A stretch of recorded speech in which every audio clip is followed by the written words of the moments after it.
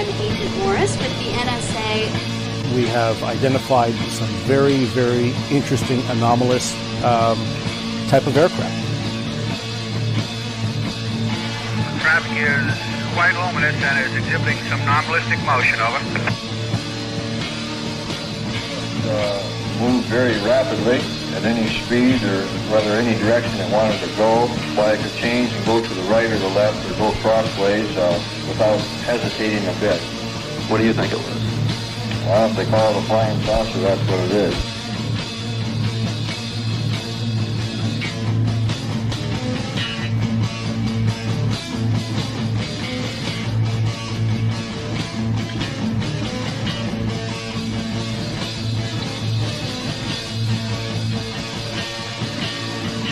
EWA 517, do you want to report a UFO? Over.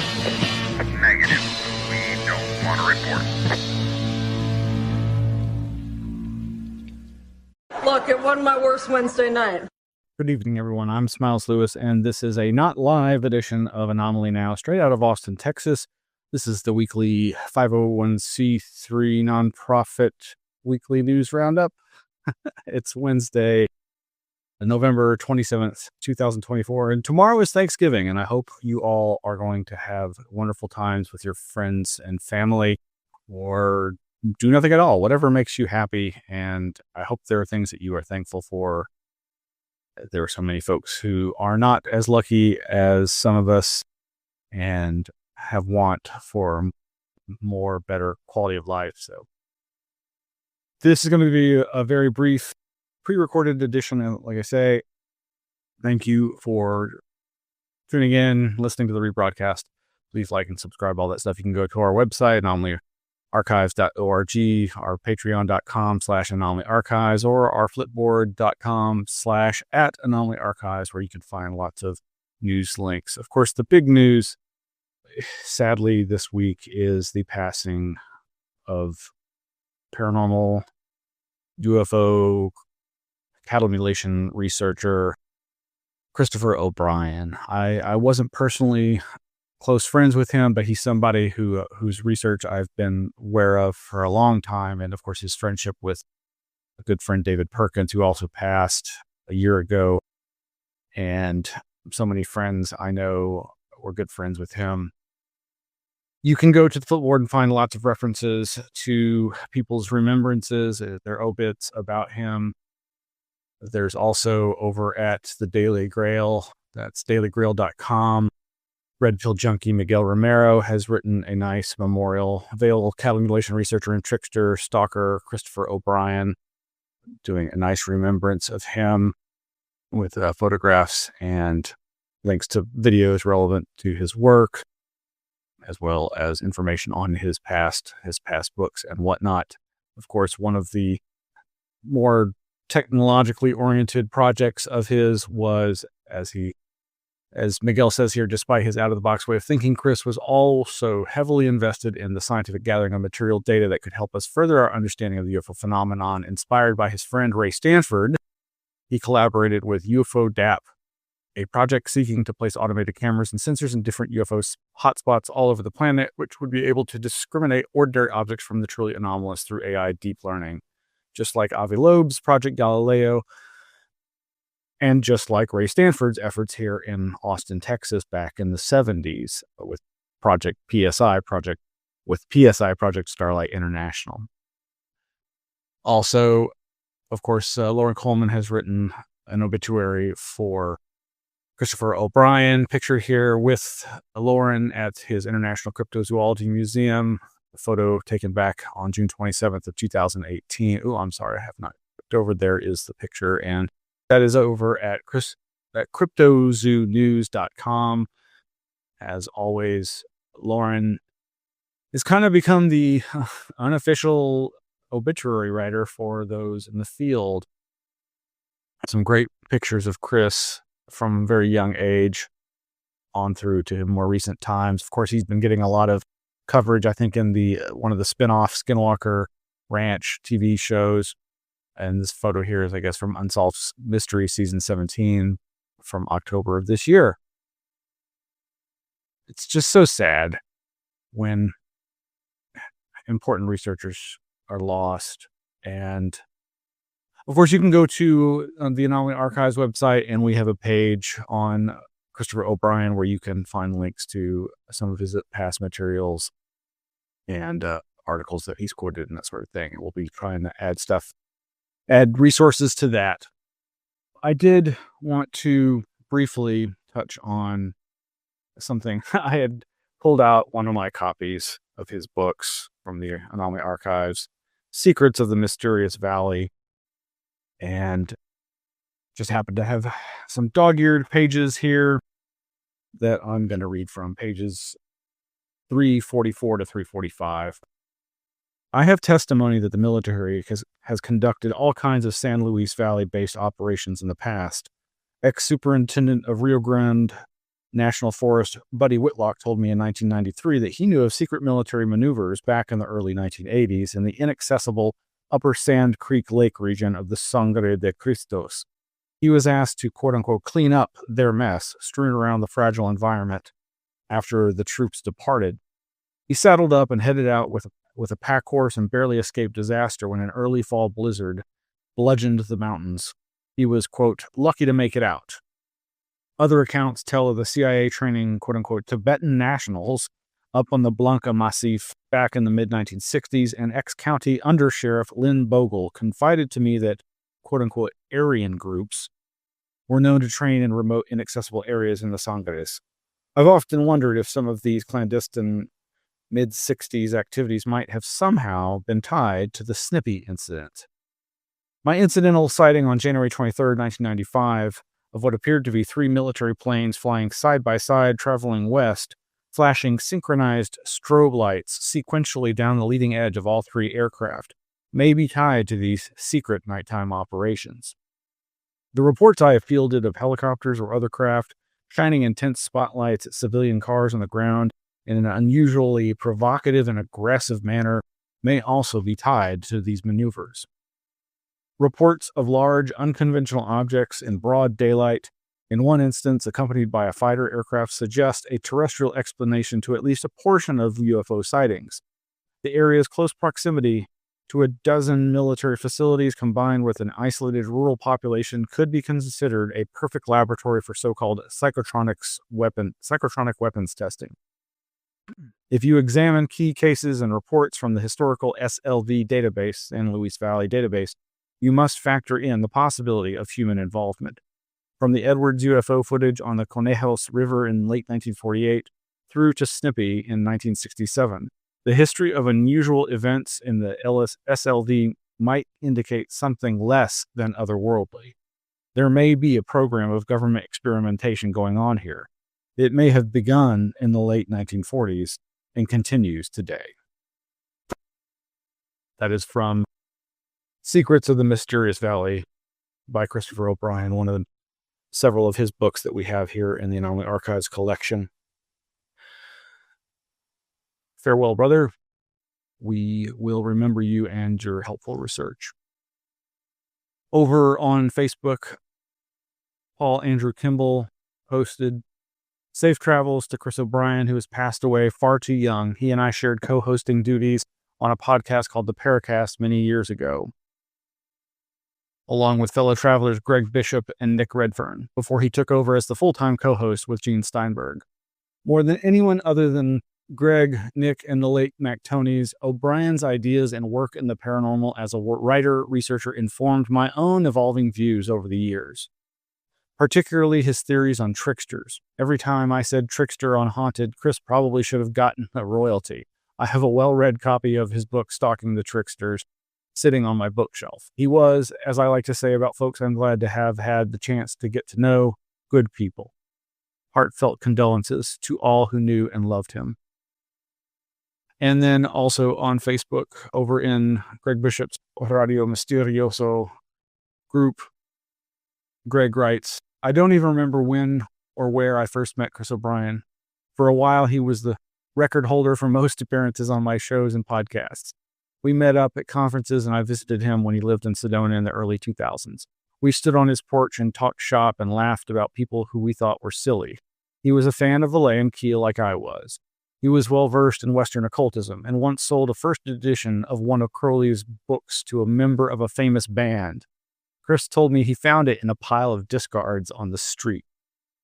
Chris was a total badass as a pioneer in the study of anomalous animal deaths and mutilations. He told me of his early days in Colorado and the San Luis Valley with David Perkins, who he considered his mentor, and Linda Howe, learning about how to investigate the widespread and mysterious cattle deaths. His research resulted in what have become foundational textbooks on cattle mutilations and will remain so.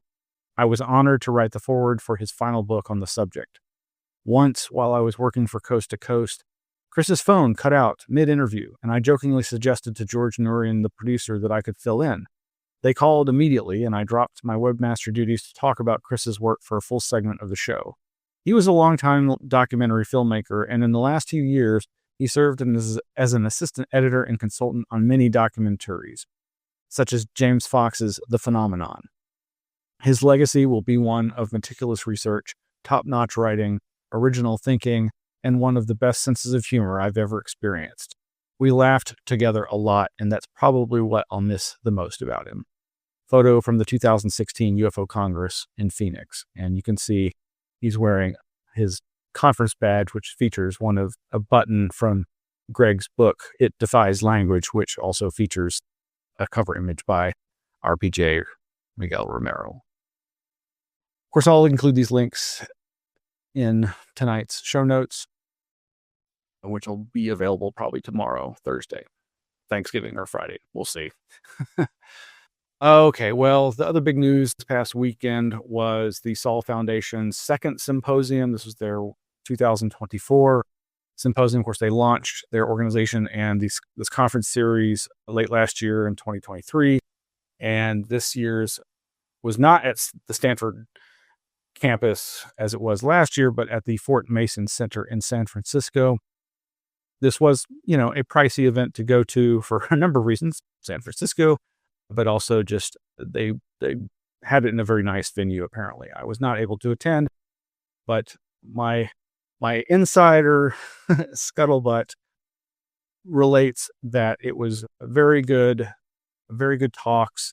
And when I asked this person who attended about, well, was there more on the witnesses, the experiencers, the people factor, like Vale last year lamented the lack of, and which garnered him a standing ovation. And my informant said yes, in fact, and specifically cited the presence of, where is she on the listing? I'm not actually seeing her name, but I believe her name is Austin. Coincidentally, she's the person who's in charge of, let's see if I can pull that up. Tappity. Yes, Karen Austin on, not sure which day it was, but she and Jeff Kripal did their Introducing the Archives of the Impossible. Of course, she previously had been the manager of maybe not the estate of John Mack, but the resulting collection of his research, which has been donated to Rice University, the Archives of the Impossible there in Houston, Texas. Unfortunately, Jacques Vallée did not make it. He's had some minor health issues recently that prevented him from attending. But I was really glad to hear that Karen Austin at least was there representing experiencers. And what I've been told is her talk garnered one of the few standing ovations at this year's event. And the other was the screening of Mr. Fox's new documentary, The Project, about all these legacy programs, or the program, or I forget what it's called. But anywho, there's a whole bunch of, over on the Flipboard, there's a whole bunch of links to people's talking about the conference. I've heard from some of these videos that Eric Davis and Carl Nell, I believe, have both come out at this conference as having been among the 40 some odd witnesses that David Grush brought to Congress. And that implies that they gave their testimony, yet to be acknowledged by Arrow, apparently. So that's interesting, as well as some of these people are reporting leaks from the conference that Eric Davis may have claimed that he has firsthand knowledge of some of these reverse engineering programs. And at least one of these reporters, I think this one, Eric Davis, drops bombshell at Soul Foundation UFO event. I believe this person is confused by how Eric Davis has said previously in the last 12 years publicly that we don't yet have the technology to use a traversable wormhole or some kind of exotic technology like that. And now seemingly would be implying that by these allegations of having firsthand knowledge of reverse engineering programs. But to me, is a false equivalent. They're just not necessarily the same thing. Anyway, lots of great links. I haven't had the chance to dive through all of them. I started listening to this one through A Glass Darkly Radio, Soul Foundation Symposium Debrief and Open Lines. There's a little brief thing there from Bryce Zabel to the Need to Know YouTube channel folks. And yeah, lots of other great stuff. There's a new paper that was released, I think, right before the conference by the Soul Foundation, The Prospect of Executive Branch Unidentified Anomalous Phenomena Secrecy, the Harm to Congress and Potential Remedies. And this is by conference organizer and Soul Foundation member Peter Skafish. Meanwhile, an article that I stumbled upon randomly in a kind of a weird synchronicity, I was looking for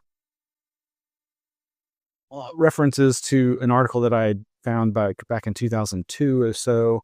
And in searching for it, I found Howard Rheingold's Patreon, and this article that quotes what I was looking for, he posted this 5 days ago. So just right around the time I was having this little rabbit hole research gathering on this 2002 article. And it turns out it's from a chapter of his book, and it's called, this post is called Disinformocracy and Disinfotainment, and is a reflection on that old article of his and the book of his that this is from. Very interesting information for the times we're living in. And this was all in connection to my notes from years ago about ARGs, alternate reality games, as I was discussing in last week's show in regards to the QAnon Anonymous podcast, talking about the Lost ARG for the TV show Lost, and how it kind of seems like a real precursor to the QAnon phenomenon and cyber sleuthing type conspiracy mongering. But yeah, I think it goes back even further to the Majestic ARG in 2000, 2001. It's always been a danger. And here is where he mentions Jacques Vallée. Jacques Vallée, in the very beginning of his prophetic 1982 book, The Network Revolution, told the true cautionary tale of the innocent Frenchman who died under police gunfire as the result of a glitch in a poorly designed police computer network. My gosh. And that link led me to what you can see over at the Flipboard, which is the scanned version of The Network Revolution, Confessions of a Computer Scientist by Jacques Vallée, over at archive.org in their open library. Anyway, there's a ton more links over here you can check out. That's going to be it for tonight's episode. I really do hope you all have a wonderful Thanksgiving and further holidays. We're going to try to continue doing the weekly show live or not, but it is the holidays, folks, so forgive us if we don't make every week's show, or if we do a pre-recorded show like tonight's. So thank you so much for joining us. Really love you all and hope you have better and better days. Good night. Dr. Henry Killinger, and this is my magic murder bag.